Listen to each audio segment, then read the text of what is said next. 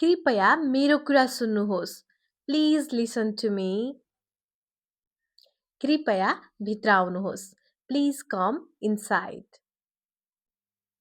कृपया बस्नुहोस्. Please sit down.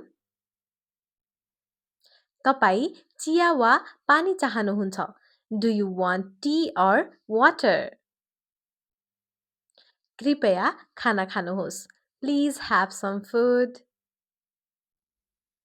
तपाईले खाना खानुभयो? Did you eat food?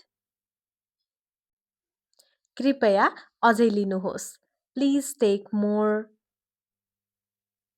ल अब हजुरहरूले भन्नुहोस् त तपाईलाई मन पर्छ भन्ने आशा छ भनेर कसैलाई इङ्ग्लिसमा भन्नु पर्यो भने कसरी भन्न सकिन्छ कमेन्ट बक्समा गएर कमेन्ट गर्नुहोस् र यसै गरी सजिलैसँग इङ्ग्लिस सिक्नको लागि लर्न विथ दिशालाई टिकटक इन्स्टा र युट्युबमा पनि अझै गएर फलो गर्नुहोस् र यदि हजुरहरू अनलाइन इङ्ग्लिस क्लास लिन इच्छुक हुनुहुन्छ भने डिटेल्स बुझ्नको लागि मलाई वाट्सएपमा अथवा टिकटकमा मेसेज गर्नुहोस्